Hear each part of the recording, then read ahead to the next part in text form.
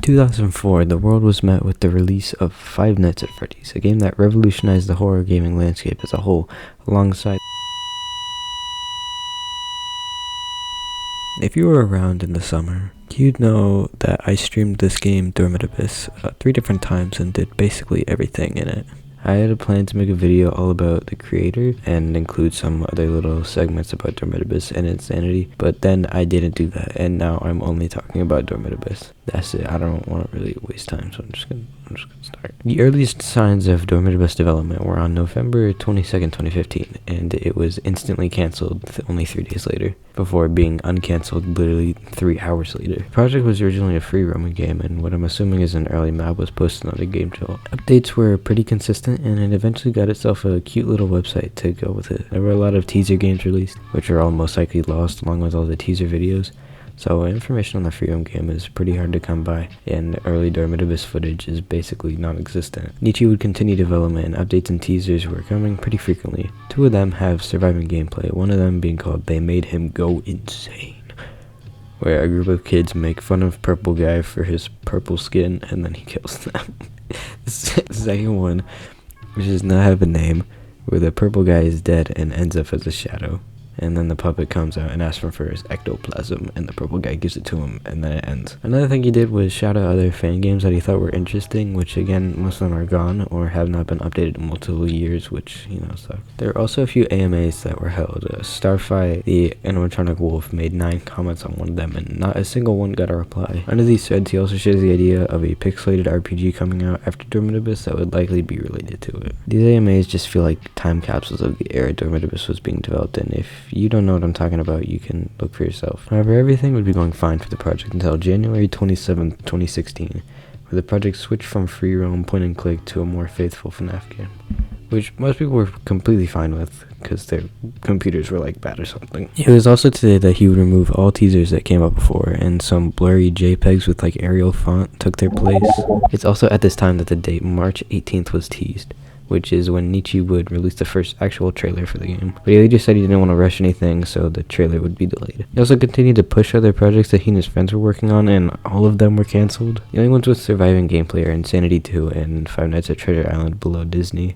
God, I'm going insane. By September 3rd, progress was beginning to slow down, as one of the main members, Own Trick, wanted to work on another project alongside Dormit Abyss, and Blackout said he was going to work on another project as well, which, as you guessed, never amounted to anything. 4 days later, the trailer that was supposedly going to release in March was cancelled, and no trailer was ever going to come out. Soon after this, he tried doing one of those teaser sentence reveal things that Sister Location tried doing, but it only got 2 images to go with it. It most likely would have said out now, so I'm not really surprised it didn't get very far. A couple weeks roll by and Nichi announces the first actual demo that's going to come out 5 days from then, but not even 1 day before the demo was supposed to come out. They just went and cancelled it. He said, "We don't want to rush it," he says, as he continues to make very bold claims and not act on them. Then no updates are made until November, and in the meantime, updates on games that weren't Dormit Abyss but were related to it were made. Then it all turned out to just be an Insanity remake. Then November 19th, the full game, not just a demo, is coming out today. Fans were thrilled. 1 full year-long journey, and it was finally coming out. Even Supersonic 2233 is here. And they've been here from the beginning.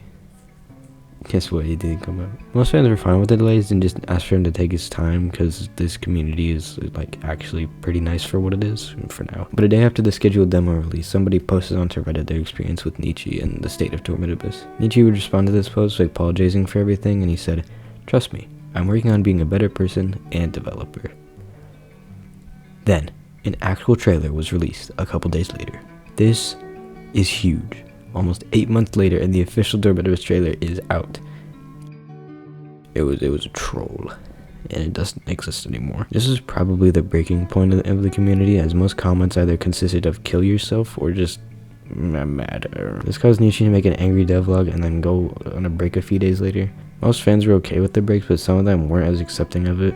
It seems like this project was just completely falling apart at this point, with new things being started and almost zero communication with the community. It's March 13th and Nichi came back. He says he doesn't even know what's going on with the project, so that's a good sign, I guess. I don't know. Another good sign, March 19th. Own Trick is spending most of his time on the game he's making. It wouldn't be anything too important until 6 months later when Nichi gave an update. No, this game is not cancelled. I gave OwnTrick a deadline to finish the game's coding, and the end of the deadline is rapidly approaching. If he doesn't finish what needs to be finished until then, a different coder is going to finish the game. He also links a website that is all about his new solo project, E-Animations. This project promises to revolutionize the fan game landscape. So Nietzsche is going to make a fan game so revolutionary and so great that it's going to set the standard for every fan game to come. Nothing came of this. It got cancelled. But November 20th, 2017, a devlog was posted that talked about the state of the game and Nietzsche himself. Basically, OwnTrick doesn't want to use QuickTeam anymore and wasn't able to finish the game, so Nietzsche also states that the story's gotten too unnecessary and crowded and it's too late to change it. He also apologizes for being mean to fans, team members, and other fan game creators, and brings up Scrubby, who seemed to be fine with finishing the game until that post. Nothing else will be publicized for 4 months until February 25th, 2018, when the game released for real this time. The game released into a pretty buggy state, but they were all fixed within a week or so, after 2.5 years, Dormitibus is released to the public. This game has been through delays, lies, new projects, cancellations, and uncancellations in the same day, but that doesn't matter, because it's out, even if it did take 2 years. So, how did this absolute unit of a project turn out? It actually never came out. This game never even existed in the first place.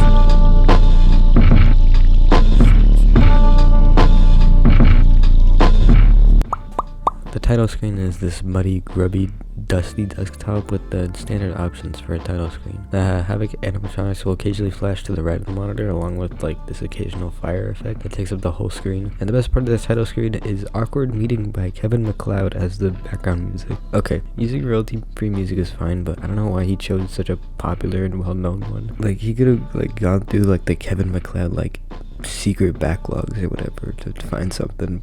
And it's not like Kevin MacLeod is the only guy making royalty free. I don't know, man. After clicking new game, a screen of a kid thrown in a dumpster outside a Cake Bear's diner is shown. This is part of the peak 10 out of 10 Dormitibus lore, but now's not the time. In front of you is a super long desk with 2 hallways to your left and right. You can run to that table to get to the computer, where 2 more hallways are to your left and right, and you can look up at the ceiling and turn around to face a window. There are 2 stations, one with 4 different views and one with 2. And let me just say that the UI in this game is it's atrocious. It's so bad. In the trailer, the buttons were gray and would change transparency depending on where your cursor was. They're simple and they look fine, but the final game uses this really saturated red that contrasts way too much from the muddy greens, and it just looks bad. It ends up looking really ugly, and combined with this piss green cursor and probably the dirtiest hand proportions ever conceived, it ends up looking really gross, but not an appealing gross. Or just it's really nasty. The main way of defending yourself is by running to the chair behind the computer and looking at whoever entered your room. Around 3/4 of the roster will run away if you look at them, whether it be one of the hallways or above or behind you. The exceptions will be dealt with through the cameras, which are super unconventional. Instead of just having a map, it's more of a drop-down menu, and if you want to see what's on the cameras, you have to either move the window out of the way or minimize it. I don't really get it. I mean, it kind of adds to the feeling of this being an old computer or whatever, but it's so inconvenient to use, and it just feels like it's changing the formula only for the sake of changing it. Another thing is this game's length. It's 11 nights long, and each night is 7.5 minutes long, meaning that Deathless, this game takes 80 minutes to complete.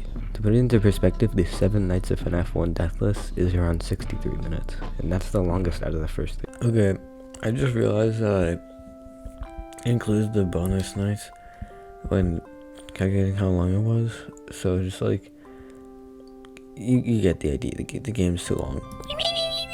You will definitely not beat this Deathless. The mechanics aren't taught very well. But wait, 1 minute, we'll get there. The 2 characters that require camera use are Am I Real and Golden Call. Am I Real will spit out a number, and that's what camera he's on. If he's Brown Bear, he's cool and you can leave him alone. But if he's Icky Green Springtrap variant, you have to keep the camera on him until he reverts to Brown Bear form. Also, the computer doesn't have to be on for him to leave, something that the game never tells you aside from a tutorial menu on the title screen. Yeah, there's a tutorial screen that tells you exactly how to deal with everyone and lists the specific sound cues they make. This is basically pointless for most characters, but there are 2 that have very important information hidden in this tutorial screen. One of those being Am I Real, which I already mentioned, and the other being Golden Call. Golden Call is the second character that uses the cameras. Whenever Foxy leaves his cove, a Trojan voicemail will be sent to your computer, and the only way to get rid of it is by putting in a password. The password to the Trojan is the longest word shown on the sign that is revealed when Foxy leaves. After the password is put, you need to run to the chair and look to the right to stop Foxy. The thing is that the specific password, 31883, there are no words obviously, but there's another password that only contains numbers, that being 2375. and you just put that in. So you might assume to just put 31883 as a password, or 1983, but you only put 83. And guess where this information is told you?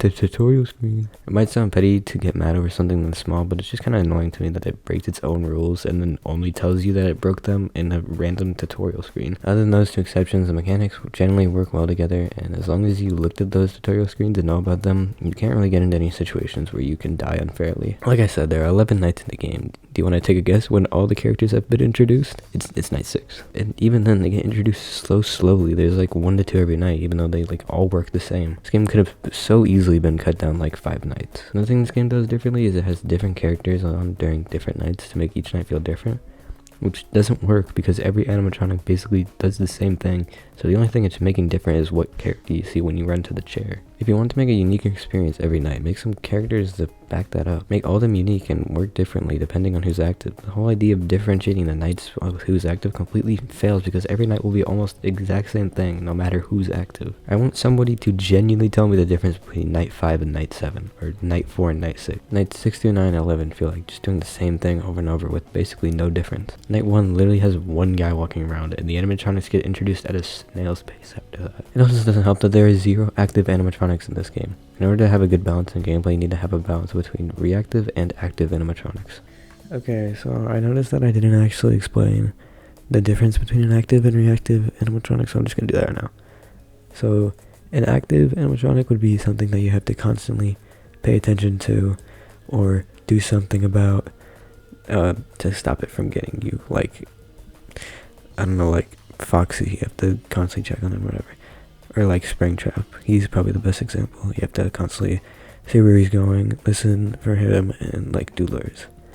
A reactive one would be something like Withered Bonnie, where it like takes you out of the mask, and you have to react to it and put on the mask in time before you die. That's probably the best example, but it can be like, it's like crazy. I don't even know what I'm talking about.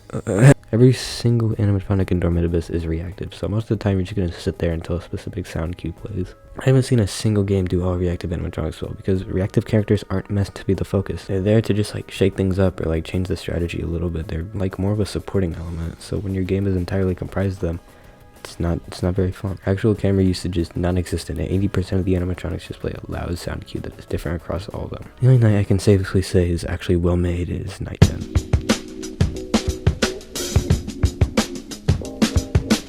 Night 10 replaces every character with only one, Garvey. Everything Garvey does is reaction based, yeah, but it makes up for that in 2 regards. One being his speed. Garvey will attack basically every 5 to 10 seconds, and his sound cues aren't ear-piercingly loud. You also have to pay attention to where it's coming from. Occasionally you come down one of the vents and you'll need to run to the chair and face the direction he's coming from. The only way to make it in time is to click on the vent he's coming through to slow him down. The second thing is whenever you're not looking at him, the screen will become dimmer, and since he moves so fast, it's basically pointless to try to seek him out and make the lights brighter. Right as he comes, the screen will usually be almost black, which I think makes the night a lot more hectic. I also enjoy how you have to figure out his patterns for yourself. Aside from a couple tips, you're the one who has to figure out how he works and how best to deal with him. I'm going to be 100% serious and say that this night is actually really good. It's the first actually difficult part of the game, and it's really stressful with the lights dimming and how much you have to listen for his laugh, because like I said, it's not incredibly loud and you have to listen to where it's coming from. You don't just sit around for 7 minutes occasionally typing in a password and occasionally switching to Am I Real Scam, and in all honesty, it's very fun, and my time playing it was probably the happiest I'd been throughout the entire 3 hours of live stream footage. However, since it's Dormitibus, there has to be one very stupid decision that they made, and that being his voice. Garvey will rant throughout the entire night, and his voice lines have to be like the hugest cope ever uttered by a human being. It completely drowns out the sound cues you have to pay attention to, and also completely ruins any horror factor the night built up, because the voice acting isn't the best. It's not. The voice is put through like a robot filter, and it just sounds awful. But that's really it. Other than that, the night is almost perfect, and it shows that the people making this game knew how to make something, but just didn't. So now on to Garvey. I like him a lot. Ignoring the story and some design choices, he's kind of like a spider, and I think that's a cool thing for him to have, and how he kind of crawls around everywhere. But for every good shot of Garvey, there's an equally bad one, and his jump scare from the computer is really, really bad. The jump scares from the side doors are okay, and I think the way he scrambles around is kind of cool, but the rotting red old decrepit man should stay hidden. He looks silly. After you beat the night, he breaks through your window behind you, and you go and run out of there, but Garvey's following you, and he grabs you. Then you have to do this quick time event where you spam the spacebar to get him away and the game cuts to your grave. Aside from the problems I have with this night, I think it's easily the best night in the game and works surprisingly well as a final boss. Beating it rewards you with a bad ending in Nightmare Mode, which bugged out the first time I tried it and I needed to restart the game for it to work. Please just let me play the game. 6. Literally everything is happening at once. I lose.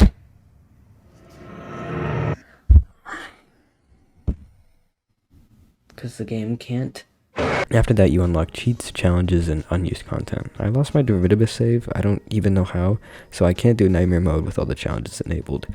I know. Next thing you have to do for Dormitibus 100% completion is get all the tapes if you haven't already. These tapes tell the story of Garvey when he was alive, and again, the voice acting isn't great. Garvey sounds too insane, and it's overdone, and sounds like, you know those like Joker impressions people do, like for the funny joke? You know? Even then it's like boring. It would have been more interesting if Garvey was like less super over the top and was just like kind of mellow, I don't know. Because I don't think I've seen a fan game do that. Basically each tape describes what something Garvey did or his reaction to something. I'll touch on it later. But after listening to all 10 tapes, you're taken to a minigame called Cardboard Theater, which is the worst minigame I have ever played in a FNAF game ever. You have 3 minutes to reenact the events described in the tapes. The problem is that you also have to collect 2 horrendously hidden keys and take them to the locked doors. So what you do is you go to the minigame, you collect the keys and take them to the door, and after that you walk to the final key and stop the timer when it's at 1 second, and you can only see your cursor when you touch the key, by the way. After that you've basically beaten it. You go into a room with Golden Freddy and the building burns down, whatever. Problem is that Cardboard Theater is 3 minutes long and the hitboxes are so finicky and broken, it doesn't work half the time. One of the screens you just spam the spacebar and hope your knife connects with the 5 different kids in the room, and if you're too slow, yeah, you have to start over. That's not even the worst part. You have to do this during the last 1 minute of the minigame, so if you mess up, you gotta watch the 30-second cutscene before the minigame starts and try again from the beginning. There are also moments where you just sit and wait for something to happen. No gameplay, you just watch a 20-second animation. There's more though. This horrendous 8-second music box loops plays throughout the entire thing, and since you're going to be retrying this minigame numerous times to get that one specific lucky run, this song will be playing for 20 plus minutes unless you mute the entire game. After you eventually beat it, you're told to click on Am I Real, which starts another event where you click on his nose until he goes crazy and then he kills you. That doesn't matter though, you've been granted access to Night 12. Night 12 is the worst main night in the entire game. It takes a lot of inspiration from Insanity, Nietzsche's previous project, except there are 2 animatronics, and it's extremely boring. Whenever Cake Bear comes, you just have to put up the monitor. And there's also this puppet, which occasionally appears on the cameras, and you just look at him and he goes away. The battery will also drain incredibly fast, similar to Insanity, but this time it's like 2 times faster, and the puppet requires basically full battery to get him to go away. They also keep the gross cursor, but this time it's blue, so it's kind of an improvement. Night 12 is probably the worst night in the game, even though it technically has 1 reactive and 1 active animatronics, but those 2 characters are so easy to deal with, and combined with a battery that drains incredibly fast, most of the time you're just going to be sitting there waiting for it to recharge, so Dormitibus isn't really the best in terms of gameplay. It's super boring and just feels like 11 copy and pasted nights just strung together. But if there's one thing that this game has, it's potential.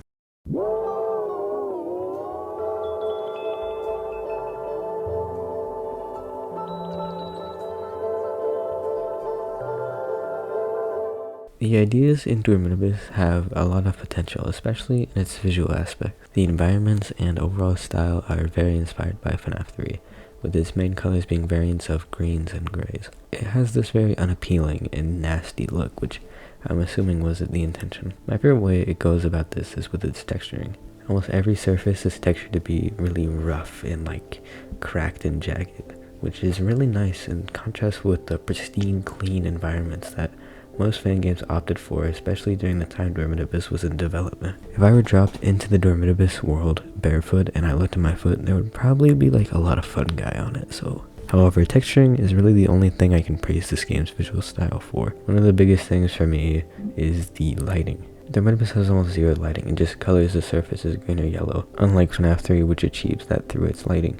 This may sound harsh because I'm sure this game wasn't trying to be as close to FNAF 3 as possible, but it just helps in making this game feel so flat. In the cameras, the most you'll see in terms of lighting is maybe a static light or 2 that barely illuminates anything in the room. The brightness of the game makes it feel, again, flat, and almost unthreatening. Every enemy will be completely illuminated, and it's not like there's anything for this non-existent lighting to light anyway. Every camera looks basically the exact same, and are comprised of a couple FNAF 3 props, or presents, or like this green bottle. The only camera that has a decent amount of decoration is Cam 6, but besides that, almost every camera is just an empty room, or like an empty hallway.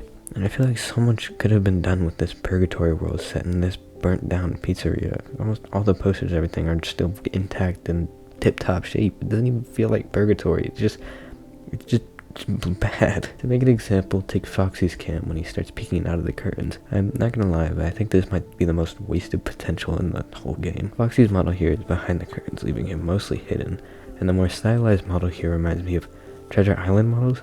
I don't know why he looks different in this specific frame than everywhere else. It's weird, I don't know. And him pulling on the cameras is a pretty neat touch, but he looks kind of stiff. And I don't really know why, but the curtain is this like rotund bubble that just protrudes out of the wall. And again, the lighting. It would have been cool to add a little bit of like flavor if there were like spotlights pointing at the curtain or like above it to match like Foxy's character.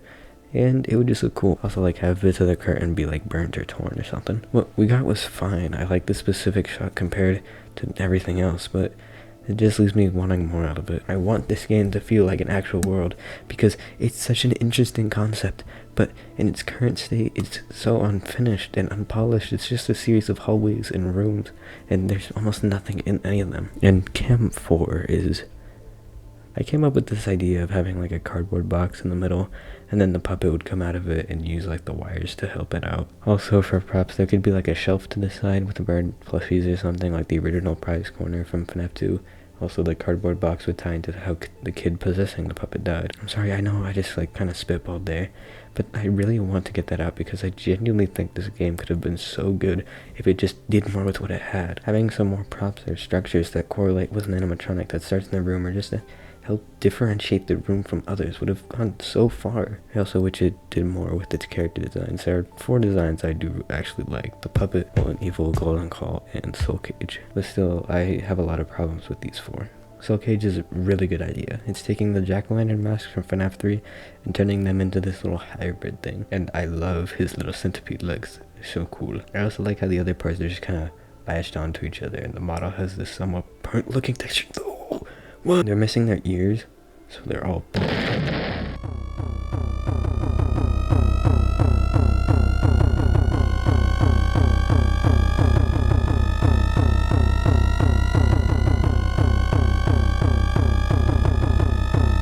Which makes me a little sad. They also have this green hand that looks way too human next to... But aside from that, I really like him. He's a little funny guy, and I love him. He also makes this really crunchy basketball sound when he comes in, and I go crazy for it.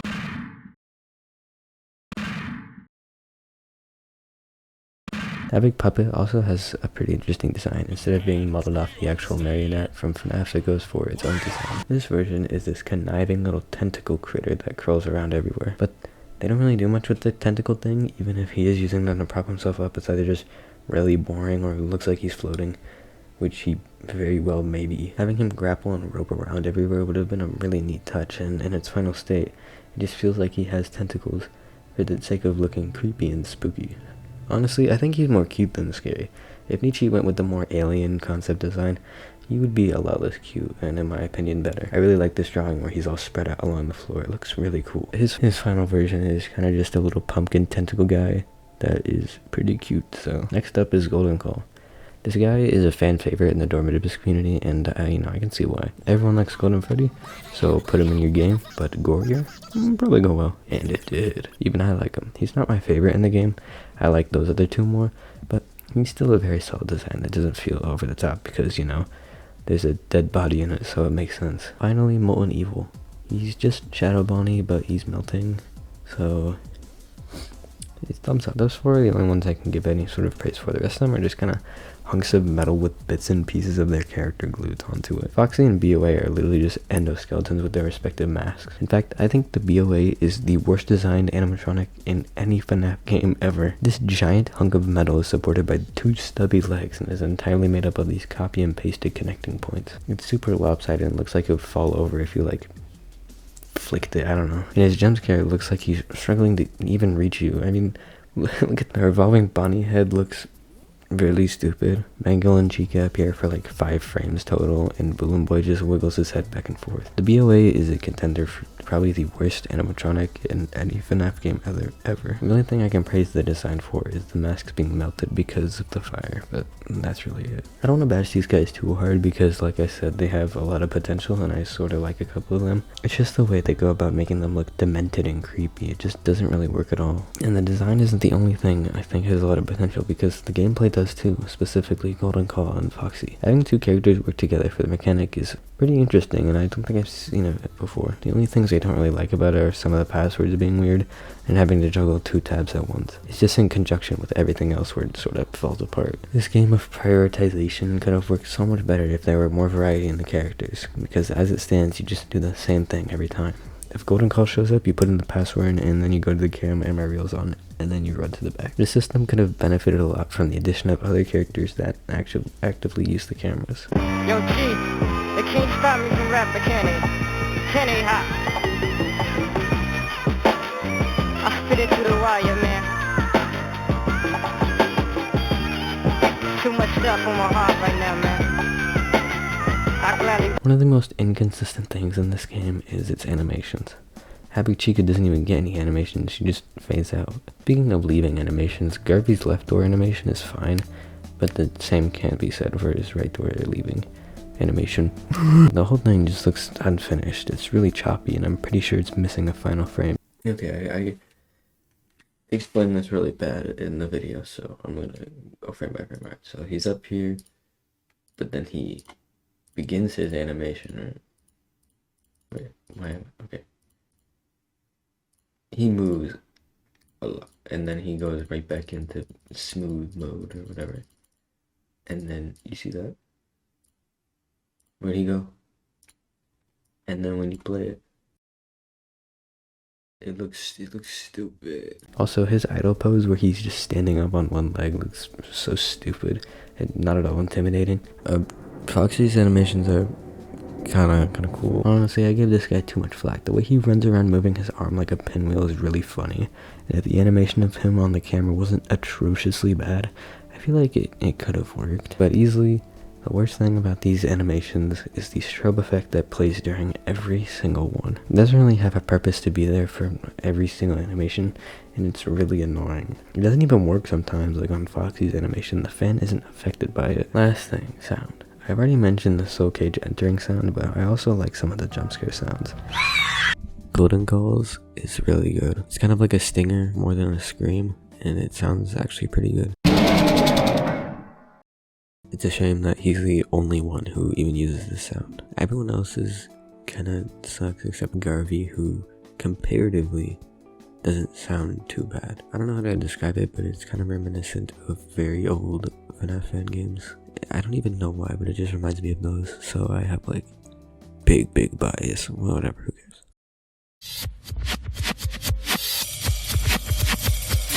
Dormitabus takes place right after the Fazbear fight burns down, and you play as the owner of Cake Bears, John Wright, who died in the fire when he was 48. After that, you end up in what the phone guy, Peter Wright, refers to as your eternal purgatory. The main goal of Dormitabus is to collect all the tapes so you and the Havoc animatronics can be free.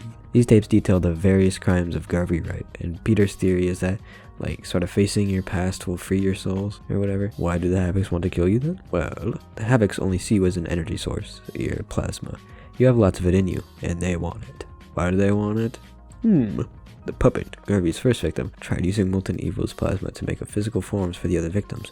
It failed. And now they look like this, and they need a new plasma source. You. To fix themselves. And that kickstarts 10 nights of grabbing tapes and running back and forth this little green room. Each of the Havocs are one of Garvey's victims, and each of them are given a tiny little sentence of information in the extras menu. Usually tells us who died and how, and that's usually it for them, except one. Golden Call, who is a more interesting case. The extras menu says he's being controlled by the spirit of a kid named Kyle. However, Golden Freddy's suit is the one that Peter Wright was killed in.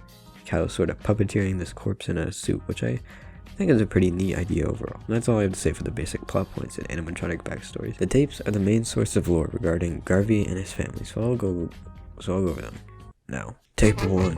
Garvey was born with a skin mutation that made him completely purple. He also happens to work at Cake Bear's family diner, which is infested with children who repeatedly mock him for skin color. So he makes it his goal to ruin Cake Bear's reputation by murdering a lot of children.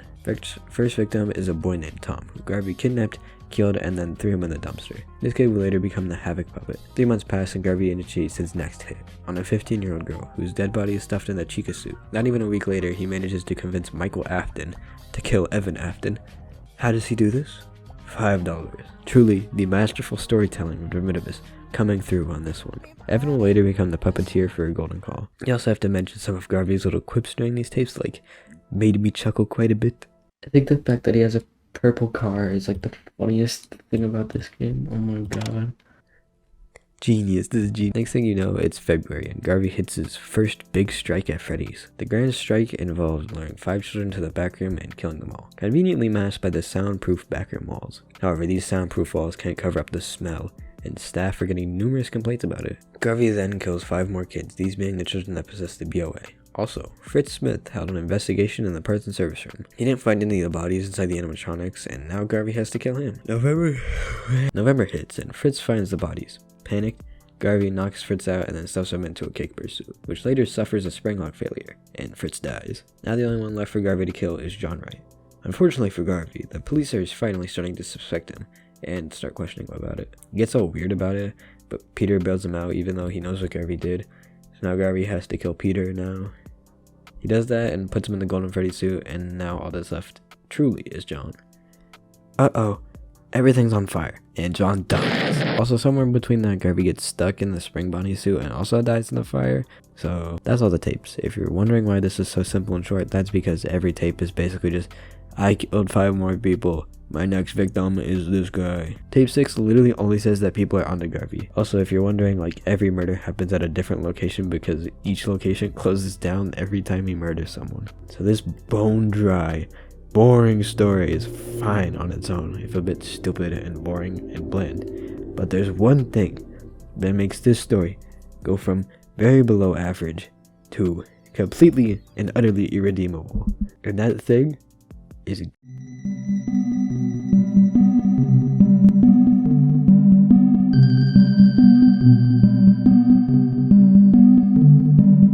now we're getting into the true disturbing games iceberg stuff here. Cue Yume Nikki OST barrack settlement, please. So Garvey, all he is just an edgier version of William Afton, basically. I mean, look at this long list of crimes he's committed. But the thing about Garvey is that he doesn't even feel like a character. He's just kind of a name tied to a couple murder cases. These crimes are character traits to Garvey because all he is just a crazy guy who does some morally incorrect things. And I mean, that's really it. The tapes seem like a great way for Garvey to have more personality, but all of them is kind of feel like the same thing. He does this crazy stupid laugh, he lists his crimes, and then he leaves. These tapes are literally the same exact structure almost every time. It's impossible to even care about him or like him because there's genuinely nothing to him. He has one personality trait, psychotic.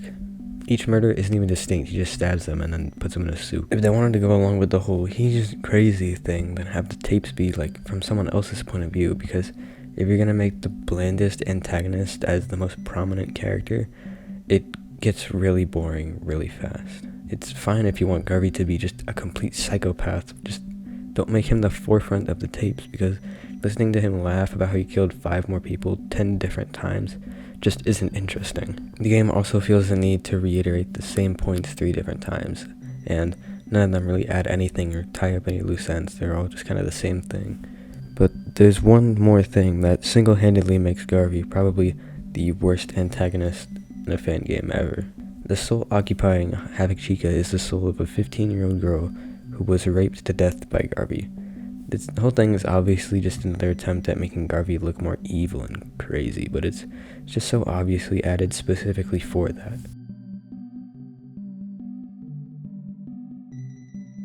It feels like Nietzsche didn't think Garvey was evil enough and then just added another word to his crime list without thinking twice about it. It isn't even believable at all because it's so unbelievably forced into the game, and Garvey's motives are some of the worst ever given to a fictional character. A good example of including this in a story is Yume Nikki. It uses a really believable and real way of conveying its point through dreams, and it doesn't include the perpetrator laughing about it and doing a literal Joker impression. In fact, you don't even know who did it. The game doesn't focus on that, it focuses entirely on Matsuki.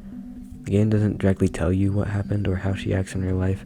You are literally inside her head for the whole game. And since it has so much symbolism and meaning through its dreams, her story becomes more developed the more you explore it.